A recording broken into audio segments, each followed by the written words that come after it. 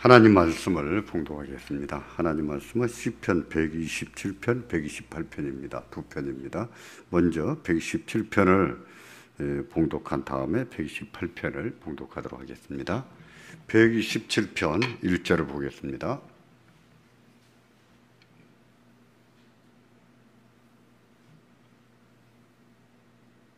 제가 먼저 받들어 읽겠습니다. 여호와께서 집을 세우지 아니하시며 세우는 자의 수고가 헛되며 여호와께서 성을 지키지 아니하시면 파수꾼의 깨어있음이 헛되도다.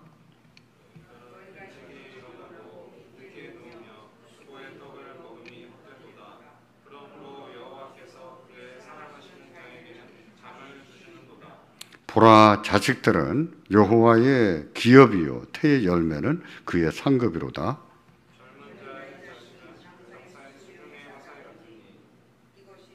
이것이 그의 화살통에 가득한 자는 복되도다. 그들이 성문에서 그들의 원수와 담판할 때에 수치를 당하지 아니하리로다. 128편 1절 제가 읽겠습니다. 여호와를 경외하며 그의 길을 걷는 자마다 복이 있도다.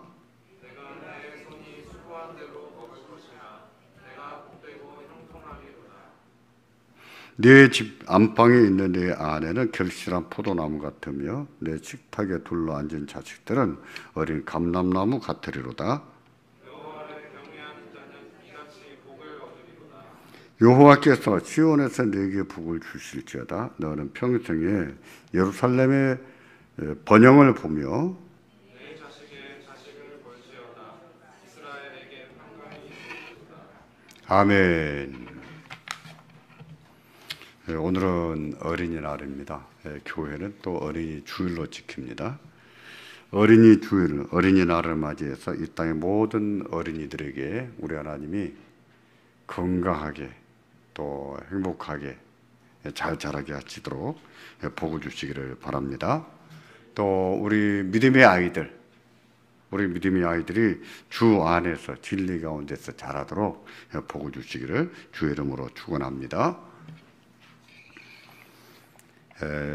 어린이날인데 어린이날 설교를 준비하면서 어린이를 키우는 사람이 몇 안 되는데 어린이날 설교하기가 조금 아쉽다, 멋쩍다 이런 생각이 들었습니다.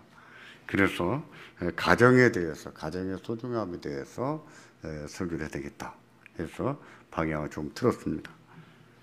굳이 통계를 빌리지 않더라도 현대인이 얼마나 혼인하지 않고 또 자녀를 낳지 않는지 우리 모두가 익히 아는 바입니다. 그 문제가 얼마나 심각한 문제인지 대한민국의 존립과 안보와 경제 기반을 흔들고 있다 이렇게 말할 수 있습니다. 농촌이나 어촌이나 일손이 없어서 외국인 근로자들을 수입합니다. 그들이 없다면 농사를 지을 수가 없어요. 우리 농산물을 먹을 수가 없습니다. 세계에서 수산물을 가장 많이 소비하는 나라가 저는 일본인 줄로 알았습니다. 아니랍니다. 대한민국이랍니다. 대한민국이 세계에서 수산물을 제일로 많이 소비해요. 그 물고기 자원을 누가 잡겠어요? 외국인 어부들을 수입해서 외국인들이 와서 고기를 잡습니다. 우리는 외국인 근로자들이 와서 농사를 지어주고 또 물고기를 잡아줘서 농산물이나 또 수산물 우리의 것을 먹고 사는 거예요. 지난 금요일에 발안에 있는 우리 새로 세워지는 교회를 시찰해야 되겠습니다. 시찰이라고 하는 것은 노예 안에 시찰, 지역에 따라서 나눠져 있는데요. 지역에 나눠진 교회들을 살펴보는 활동을 시찰이라고 합니다. 시찰을 갔어요. 근데 그거 목사님이 그러신 겁니다. 이 동네는 거의 다 외국인들입니다. 그들이 어디서 일합니까? 중소기업에서 일한답니다. 삼성과 같은 대기업에서는 외국인 근로자들을 쓰지 않는데요. 근데 중소기업 근로자들은 거의 다가 중소기업 근로자는 거기다가 외국인 근로자라는 거예요. 외국인이 없으면 산업체가 돌아가지 않는다는 것이죠. 안보 문제도 마찬가지입니다. 징집 대상 연령의 남자 청년이 없어서 이미 전방부대 몇몇 사단은 없었습니다. 부대를 재편하고 있다고 해요. 근데 그것도 곧 한계에 부딪힐 거라고 해요. 군인을 충원하지 못하니까 부대를 줄여도 더 어찌할 수가 없는 것이죠. 어떻게 될까요? 군인도 외국인 근로자를 수입해서 군복무로 대체하게 할까요? 그렇게 충원한다면 나라를 지킬 수나 있을까요? 삼성 같은 대기업이 왜 외국인 근로자를 쓰지 않는 것을 생각한다면 우리도 아무리 군대, 대한민국을 지킬 수 있는 군인의 자원이 없다고 해서 외국인 근로자들을 군인으로 쓸 수가 없다는 말과 같습니다.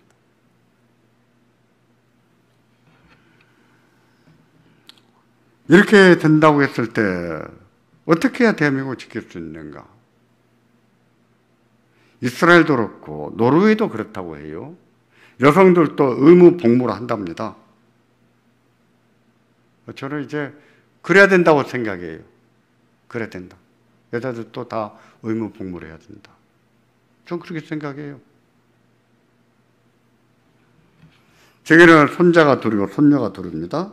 손자들에게는 그런 말 잘 안 하는데 손녀들에게는 태권도 배워라는 말을 많이 합니다. 태권도 배워라. 지훈아 태권도 아니야. 태권도. 둘 다 태권도를 다닙니다. 한동안 재밌게 배우더니 요즘은 실증이 난 모양이에요. 잘 안 다녀요. 제가 또 얘기합니다. 전화로든 지훈아 태권도 해야 돼. 제가 태권도 하라는 얘기는 두 가지입니다. 하나는 하도 데이트 폭력도 많고 여자를 때리는 놈들이 많아서 자기 보호 차원에서, 또 하나는 얘들이 20살이 되면 군대에 가야 될 것 같아. 그래 됩니다. 저는 그렇게 변할 거라고 생각해요. 얘들이 20살이 되면 군대 가야 될 것이다. 그렇지 않으면 지킬 수가 없어요. 그런 시스템이 오거든요. 그런데도 지금 이대로 가도 되는가? 혼인하지 않으려 하고 자녀를 낳지 않으려 해도 되는가? 물론 우리 젊은 세대에게는 많은 고민이 있어요. 혼인하고 싶지 않은 이유가 있습니다. 아이를 낳고 싶지 않은 이유도 있어요. 부모 세대와는 달리 집장만도 너무 힘들고 자녀 키우기도 너무 힘들 것만 같은 거예요. 그리고 개인주의도 강해져서 자식이 없어도 나만 재밌게 살면 돼. 우리 부모만 재밌게 살면 돼. 혼인해도 아이를 낳지 않으려고 하는 세대가 참 많습니다. 그들에게는 그게 중요한 가치예요. 중요한 문제예요.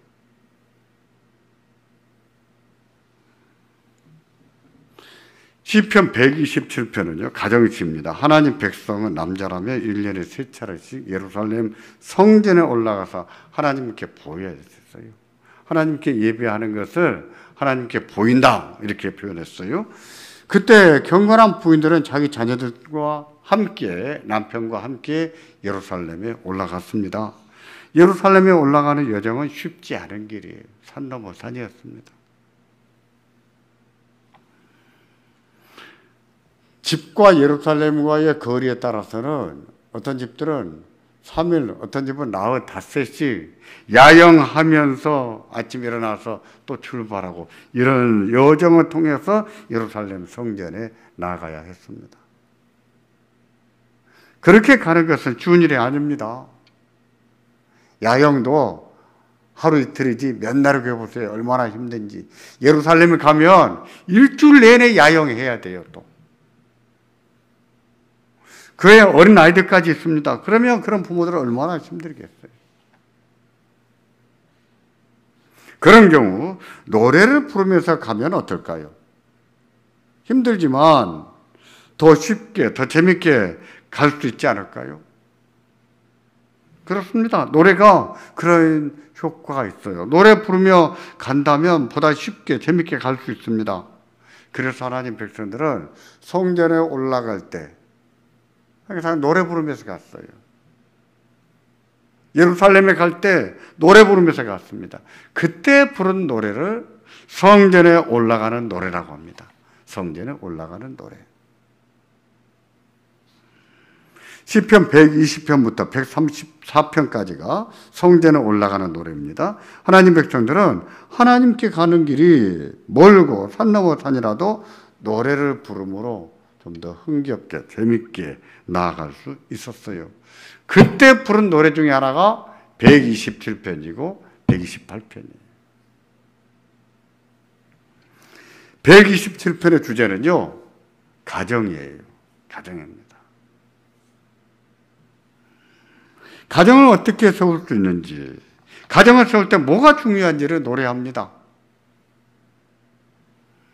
128편도 가정지인데요. 127편과 짝꿍이에요. 그래서 127편과 128편은 짝이다 이렇게 말해요. 서로 보완하는 의미가 있어요. 보완하는 의미. 그런 이유로 127편을 볼 때는 128편도 함께 봅니다. 가정을 쓸 때 뭐가 중요한가? 뭐가 중요할까요? 여러분 뭐가 중요하다고 생각하십니까? 돈일까요? 현대인은 다분히 그렇게 생각하는 경향이 강합니다. 사실 돈도 중요하고요. 중요하지 않습니까? 경제적으로 안정도 누리고 여유도 누릴 만큼 넉넉하게 사는 거, 이거 중요한 일이에요. 그렇다고 절대적으로 중요하지는 않습니다. 돈이 중요하지만, 넉넉한 재물이 중요하지만 절대적으로 중요한 것은 아니에요. 충분하지 않으면 불편한 점이 많겠지요. 그렇다고 돈이 많아야 가정을 잘 세우는 것은 아닙니다. 행복할 수 있는 것도 아니에요. 돈이 있으면 자녀를 더 잘 키워줄 수 있겠다고 생각하는데 그것도 절대적으로 그러지는 않아요. 학원과 개인 과외를 지킬 수는 있을지는 몰라도 건강한 인격, 자기의 삶을 잘 살게 하는 그런 인격과 삶을 잘 살게 하는 그런 것을 도와주지는 못해요. 더 좋은 것을 먹일 수 있겠죠. 더 좋은 것을 입힐 수는 있겠죠. 그렇다고 자기의 삶을 행복하게 살게 해줄 수 있을까요? 그건 별개의 문제입니다. 무엇보다도 그렇게 키워줬다고 해서 하나님 백성으로서 의롭게 거룩하게 살게 해줄 수는 있을까요? 그렇지도 않아요.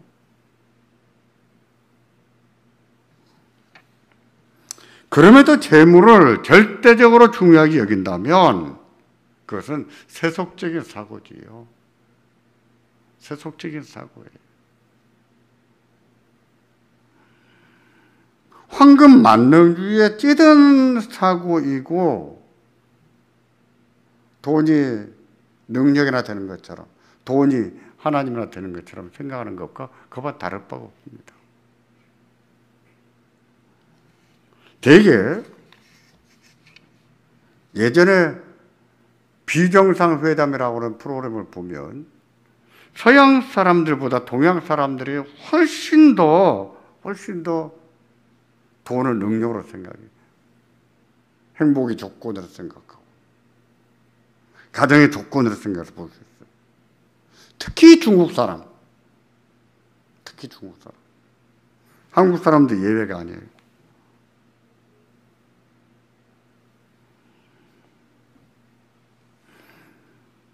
저희가 클 때, 중학교 다닐 때 선생님들이 일본을 가르쳐서 경제동물이라고 했습니다. 우리는 일본도 경제동물이다.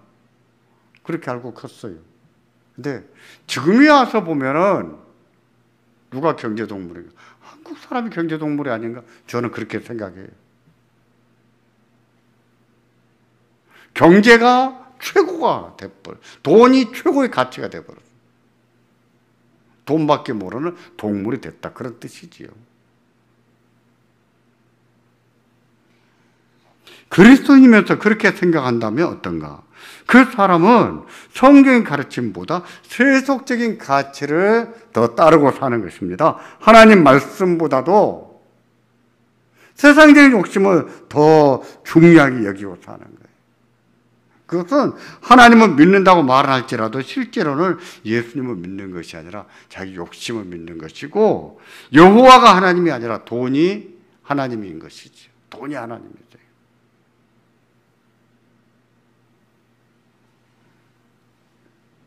따라서 대한민국의 모든 사람이 그런 가치를 추종한다고 해도 기독교인에게는 그것이 보편적 가치가 돼서는 안 됩니다. 성경이 그렇게 가르치지 않거든요. 재물보다 더 중요한 것이 있다고 가르쳐요. 심지어 가난하게 산다고 해도 더 중요한 것이 있다. 이것이 더 중요하다고 가르쳐요. 예를 들면 명예라든지 의롭게 사는 것이라든지 믿음으로 사는 것이 더 중요하다고 가르쳐요. 가난하게 산다고 해도 돈보다 더 중요한 것이 있다고 가르치는 것이 자문이에요. 우리가 하나님 백성이라면 그렇게 믿고 살아야 됩니다. 성경의 가르침, 하나님 말씀을 최고의 가치, 예배당에서 예배하는 신앙만 아니라 밖에 나가서 그리스도인으로 사는 삶에 있어서도 우리의 가장 중요한 가치요, 기준으로 여기고 살아야 됩니다. 그게 믿음이지요. 그렇게 사는 것이 하나님을 경외하는 것이지요. 우리가 하나님을 경외한다면 삶에서 경외하는 믿음은 그렇게 나타나야 됩니다. 그러면 뭐가 중요한가? 돈이 아니라면. 가정을 세울 때 가장 중요한 것은 무엇인가? 뭘까요? 127편은요, 자녀가 중요하다고 말합니다. 자녀가 중요하다. 128편에서는요, 아내와 자녀가 중요하다. 이렇게 말합니다. 아내와 자녀. 128편 3절에 보실까요? 같이 보겠습니다. 네 집 안방에는 내 아내는 결실한 포도나무 같으며 내 식탁에 둘러앉은 자식들은 어린 감람나무 같으리로다. 가정시에서 뭐가 중요한가? 안방에 내 아내, 그리고 식탁에 둘러앉은 자식들이 중요하다.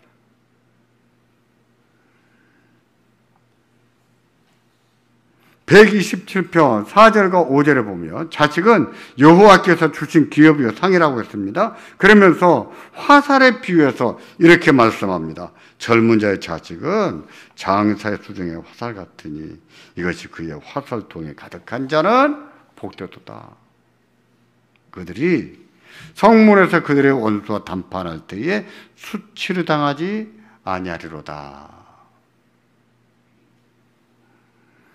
128편에서 아내를 좋은 열매 맺는, 풍성하고 탐스러운 열매를 맺는 포도나무에 비유를 했습니다. 자식을 감람나무에 비유했습니다. 자식들이 어리기 때문에 그 중에서도 어린 감람나무에 비유를 했어요. 왜 포도나무와 감람나무에 비유했을까요? 이 나무의 열매들 때문입니다. 이 나무의 열매들은 하나님 백성에게 있어서 일용할 양식이었어요. 우리가 밥과 김치를 몇 끼니 먹어야 되는 것처럼 그들에게도 이 두 가지는 꼭 있어야 됐습니다. 그들의 식탁에는 늘 포도주가 올랐습니다. 올리브 열매와 올리브 기름이 올랐어요.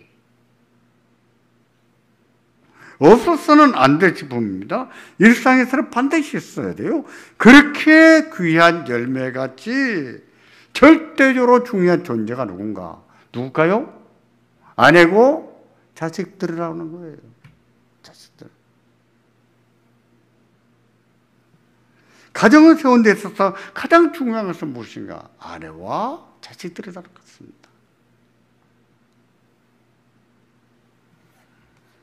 자식을 화살에 비유한 것도 그 가치 때문입니다. 자식이 많은 사람은 복이 있는데 성문에서 원수와 단판을 지을 때 수치를 당하지 않는다고 했어요. 성문은 시비를 가리는 자리고 재판하는 자리였습니다. 그런 경우 자식이 많은 사람이 유리하겠죠. 유리하죠. 결국 자식은 부모에게 힘이라는 거예요. 부모에게 힘이다. 힘이에요. 현대는 시비를 가릴 일이 있으면 재판을 통해서 해결하기에 이 말씀이 그렇게 마음에 와 닿지 않을 수가 있습니다. 그러나 늙으면 알아요. 늙어보면 뭐가 힘일까요? 뭐가 힘입니까? 돈입니까? 늙으면 돈도 쓸 수가 없어요. 돌아다니도 못해요. 많이 먹지도 못해요. 먹고 싶어도. 외롭죠? 외롭죠. 나이 들어가면서 가장 심각한 문제는요, 외로움이에요.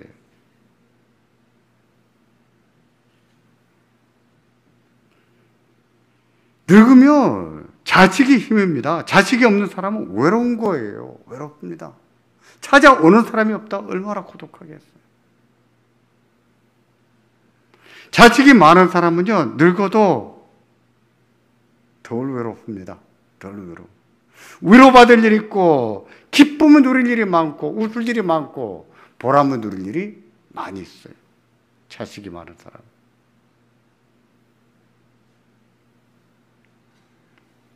127편 3절에도 자식들은 여호와의 주신 기업이요 태의 열매는 그의 상급이라고 했습니다. 현대 어른들을 보면 정말 그래요.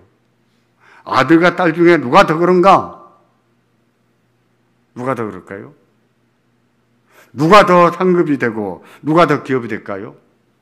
딸입니다. 딸이에요. 늙으면 딸 가진 사람이 최고입니다. 최고. 저도 아들입니다만 아들은 별로예요. 아들보다 딸이에요. 아들, 딸 둘 키워보신 분들은 아실 거예요. 누가 더 엄마한테 다정한지, 누가 더 얘기를 붙여주는지, 누가 전화를 더 오래 해주는지. 저는 제 어머니 살아계실 때 하루에 한 통화씩 전화했습니다. 전화해봤자 10초, 1분 넘기 힘들어요. 할 말이 없어요. 근데 누나들은 기본이 30분이에요. 있다 졌다 돌아가면서 전화해요. 저희 어머니가 저보고 그랬습니다.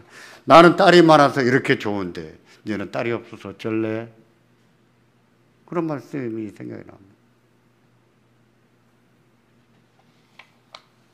정리하면 가정을 세움에 있어서 절대적으로 중요한 것은 가족입니다. 가족이 아내 있고 남편입니다. 그리고 자식들이에요. 돈도 아니고 권력도 아니고 친구도 아니고 친척도 아니에요. 옛날에는 사촌이 굉장히 가까운 친척이었지만 밥도 나눠 먹고 모든 힘든 일을 나눠 사는 가까운 가족 같은 내 새끼 같은 친척들이었지만 지금은 아니에요. 사촌도 다 남이에요. 지금은. 그러면 아내를 만나 혼인하고 남편을 만나 가정을 이루어야 되지 않겠습니까? 가정을 이루고 자식을 낳아서 길러야 되지 않겠어요? 우리가 언제까지나 젊지 않습니다. 언제까지나 젊지 않아요. 언제까지나 안 아프고 살지를 않아요. 대개 40대 중반 전후로 해서 성인병들 다 나타나요. 그때부터는 처절한 싸움을 시작하는 거예요.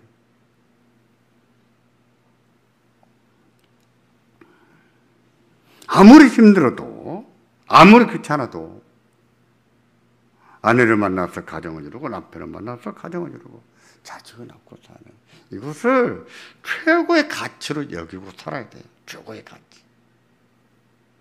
이것은 하나님 명령입니다. 하나님 뜻이에요. 문화명령이에요. 땅에 번성하고 충만하라고 하셨을 때에 혼인하지 않고 어떻게 번성하고 충만하겠습니까? 요즘 혼인하지 않고 혼자 사는 사람이 많아지고 있습니다. 안타깝지만 늙어서 혼자 사는 것은 어쩔 수가 없어요. 배우자가 돌아가셨다. 어쩔 수 없습니다. 그러나 젊은 사람이 혼인하지 않고 혼자 사는 것은 잘못한 것입니다. 그건 죄는 아니에요. 죄는 아니지만 그렇다고 해서 하나님의 뜻을 따라 사는 것도 아닙니다.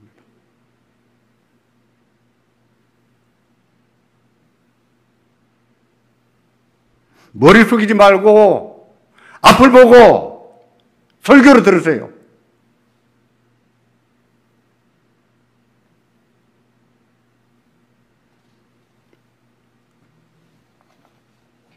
혼인하지 않고 혼자 사는 사람은 가정이 있을까요? 없을까요? 저도 예전에 그런 생각 안 해봤습니다. 알고 보니까 혼인하지 않는 사람은 가정이 없는 사람이에요. 이번에 알았어요. 아내가 없는 사람은 가정이 없는 사람입니다. 혼인하지 않아서 남편이 없는 사람은 가정이 없는 사람이에요. 가정은 혼자 사는 것을 말하지 않아요. 함께 사는 것을 말합니다.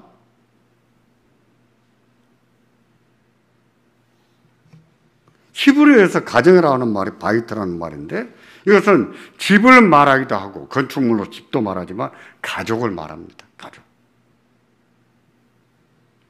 헬라도 마찬가지 오이코스라고 하는데 집이나 가족이나 종족을 의미합니다. 한자 말도 찾아봤어요. 물리적인 공간만 의미하는 것이 아니라 포함해요. 집도 의식주 활동을 공유하는 공동체, 그걸 가족이라고 한다는 거예요. 함께 먹고 함께 자고 함께 생활하는 공동체, 가족이죠. 그걸 가정이라고 한다는 거예요.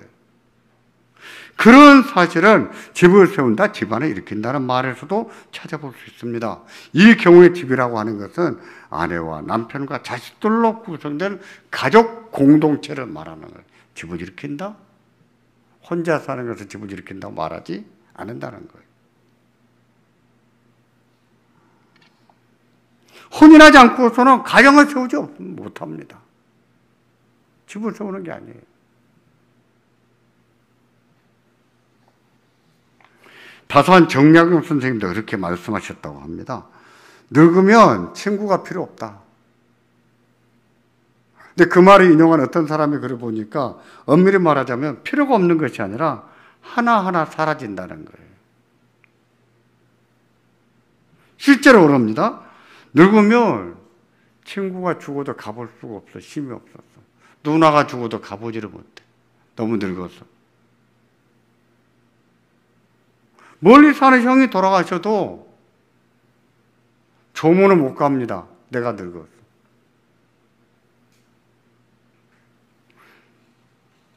그러면 뭐가 필요한가? 마지막까지 남는 것은 뭘까요? 가족이에요. 가족입니다. 친구도 아닙니다. 형제도 아니에요. 친척도 아니에요. 가족이에요. 부부와 자식이라는 거예요. 부부와 자식.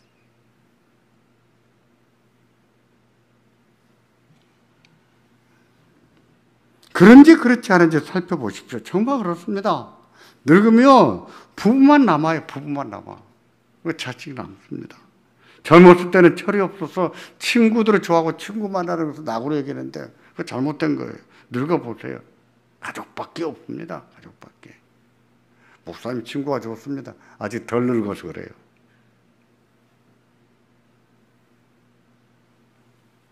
그러면 어떻게 해야 되는가? 혼인 생활이 쉬워 보이지 않을 때가 있지만 그래도 용기를 내서 혼인하고 가정을 이루어야 됩니다. 그게 자기를 진정으로 위한 길이에요. 행복을 찾아가는 길이에요. 특히 그리스도인은 더욱 그렇습니다. 혼인 생활에 어려움이 있다고 해도 가정을 이루는 게 하나님의 뜻이고 하나님의 은혜가 있으므로 믿음을 가지고 혼인하기를 힘써야 되는 거예요. 물론 성경에도 혼자 사는 것을 예외적으로 두고 있습니다. 그건 보편적인 문제가 아니에요. 그건 보편적인 일 아니에요. 아주 예외적인 거예요. 자식을 낳는 것도 마찬가지입니다. 키우는 게 힘들지요. 그래도 두려워하지 말고 자식을 낳고 길러야 돼요. 둘이나 셋이나. 나이 들면서 우리에게 기쁨을 주는 사람 누굴까요? 웃게 해주는 사람 누굴까요? 누구겠습니까? 자식이지. 자식이.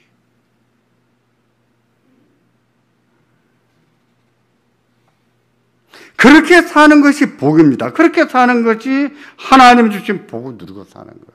그렇게 사는 것이 하나님을 경외할 줄 아는 믿음이기도 해요. 믿음이에요. 나는 혼인하지 않고 나는 자식도 안 낳고 살아. 그게 믿음이 아니라 혼인하고 자식을 낳고 살 줄 아는 것이 믿음으로 사는 것입니다. 보세요. 128편 9절 보면, 9절을 보면 1절과 4절은 숨이 쌍관이에요. 1절, 4절을 보실까요? 먼저 1절입니다. 여호와를 경외하며 그의 길을 걷는 자마다 복이 있다 그랬습니다. 또 4절이에요. 여호와를 경외하는 자가 이같이 복을 얻을 것이라. 1절에 여호와를 경외하며 그의 길을 걷는 자란 어떤 사람을 말하겠습니까? 4절에 이같이 복을 얻는다는 것은 어떤 복을 말하겠습니까? 그 내용은 2절과 3절 안에 들어가 있는 거예요. 혼인하고 아내와 함께 자식을 낳고 사는 사람을 말하는 거예요. 하나님을 경외하는 사람은 혼인도 하고 자식도 낳고 산다는 뜻입니다. 그게 여호와의 길을 가는 것이라 그랬어요. 하나님의 길을 따라가는 겁니다. 물론 난임으로 인해서 아이를 못 가질 수 있습니다. 그런 경우 아니라면 자녀를 낳아서 경건한 사람으로 키우기를 힘써야 됩니다. 그게 하나님 뜻이에요. 그렇게 사는 것이 여호와를 경외하는 것이고 여호와의 길을 걷는 겁니다. 그게 복이에요. 그걸 복으로 여기고 살아야 되는 거예요.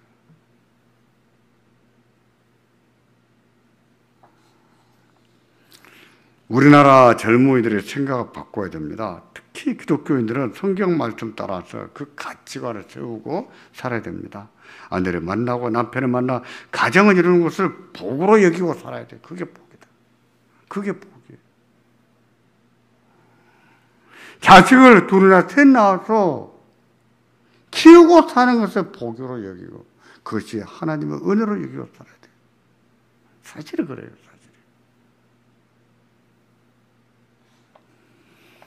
요즘은 늙어서 고독사의 얘기를 종종 듣게 됩니다. 저도 제가 20대 때 우리 외삼촌 한 분이 거의 80 되셔서 고독사하셨어요. 돌아가시고 한 2주쯤 지나서 발견했습니다. 그 삼촌은 평생 혼자 사셨거든요. 저희 형과 동생이 자주 드나들었어도 어찌 그 돌아가신 뒤에 이렇게 찾아뵙지를 못했던가 보죠. 그 사이에 돌아가신 거예요. 혼자. 안타까운 일이죠. 혼자 산다고 했을 때 우리가 그려볼 수 있는 우리 미래의 모습이 그런 거예요.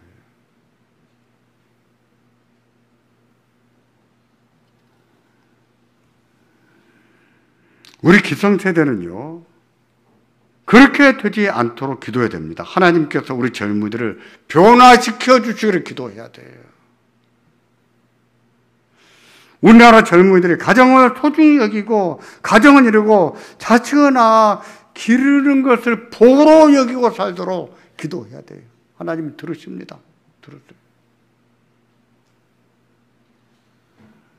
하나님께서는 우리의 기도를 들으시고 우리 젊은이들의 생각을 변화시켜 주실 게 없습니다. 다시 젊은이들이 가정도 이루고 자녀도 여럿을 낳게 되고 그런 은혜를 또 베푸실 거예요. 그런 날을 위해서 기도해야 됩니다. 그냥 발만 둥둥 그리고 지낼 것이 아니라 대한민국 젊은이들을 위해서 기도해야 돼요. 그리고 우리 기독 청년들을 위해서 기도해야 됩니다.